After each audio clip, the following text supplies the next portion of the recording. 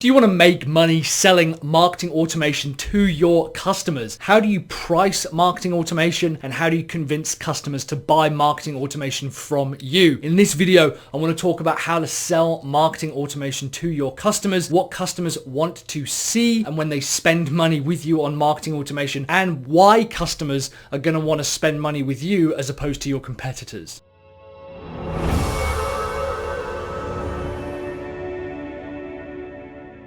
Hey guys, Mike here from Sell Your Service. Thank you for joining me on another video. If you are watching for the first time and you're a funnel builder, go ahead and subscribe. I produce new videos like this every week, helping you kind of sell marketing funnels and attract five-figure clients. I've got some free training down below on how to build funnels that customers want to buy. But in the meantime, let's talk about how to sell marketing automation to your customers. Marketing automation is very broad, and there's a big problem with just selling the concept of automation. It's like selling the concept of sales or marketing. It's too broad for customers really to be able to understand, and customers might find it very difficult to understand what the benefits are and how it affects their business. It might be that they have the wrong perception that it's, too big for them, or that it's not suitable for them and for their market. So we have to make sure that we break it down in a way that the customer understands. Your customers don't know what automation is. They might have heard of it, they might have a few ideas, but we go through automation with some quite sophisticated customers of ours, some big companies, and they are staggered at all the stuff that we can do with automation. And it's very interesting to me that a lot of these companies don't know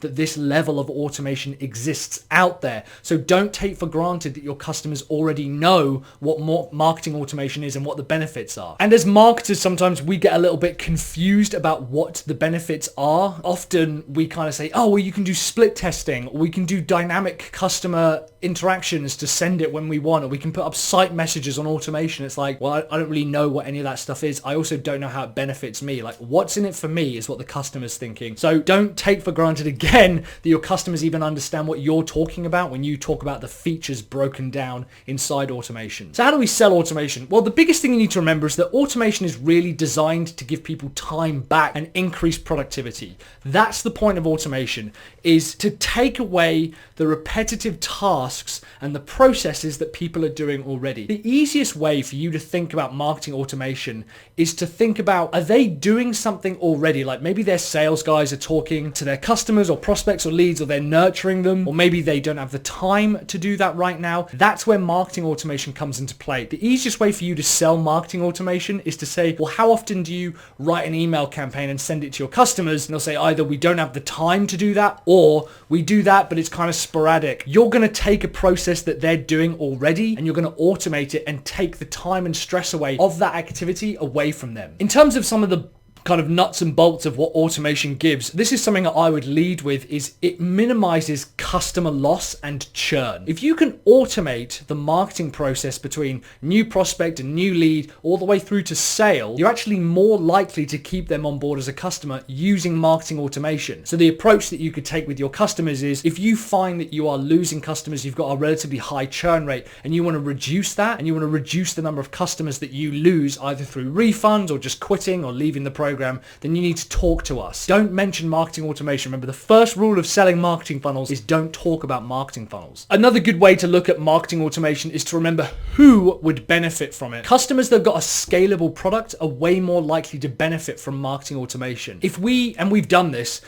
set up a marketing automation system and generate leads for a business that only can deal with like phone calls, and they have to book the calls, book the orders via phone, we have very quickly found that we reach a kind of a ceiling capacity. Digital products and scalable products like courses and books, they work really, really well because we can automate it, and it doesn't matter because it's working 24 hours a day. So as soon as you understand who is more likely to benefit from marketing automation, it's easy to take on their processes and it's easy to scale out their business rather than just kind of adding to the list and the pile of things that other people have to do, like salespeople, or if they have to take orders via the phone. As I mentioned, it's really easy to automate a process that's working already. If you can find a segment within your niche, or when you're talking to your niche, say to them, what's the number one thing that you do every day? It's probably lead generation, it's prospecting, it's talking to customers, it's nurturing them, it's delivering support, marketing automation can take over a lot of the support. And you also say to them, well, where do your marketing team spend the majority of their time? Maybe that's kind of selling to customers. Well, wouldn't it be easy if someone else kind of took over that for you and someone else was able to deliver that? How would you feel about that? That there is a massive selling point. So you're taking admin time and, away from the sales guys and making sure that they have the time to close. You're taking support time away from the support teams and allowing them to do their job better rather than answering the same questions all the time. Marketing automation is about improving efficiencies and improving productivity, and as well automating a task that's already being done rather than putting on a new task or creating a task that doesn't exist. Another good example would be after someone sends a proposal, you send a follow-up sequence, right? You chase that customer. Well, we could take over that. We could automate that chase sequence or that anti-follow-up process in order to start closing more deals. When we talk about charging for it, what you want to do is charge for time saved and money made. That's how you want to charge for marketing automation. It's not necessarily enough to say, well, we're going to charge you 25 grand to upload some emails to ActiveCampaign and run an automation sequence. What you're doing is you want to find out, okay, well, our top sales guys, they cost maybe $70,000 a year. We've got 3 of them in the team. It's around 21 grand. And every single day they spend 1 hour working on follow-up sequences, just follow-up. They follow up with customers who are kind of at the proposal stage and we want to nurture them and close them basically. You work out how much that costs. I've got absolutely no idea. Let's say it's a few grand. And you say to your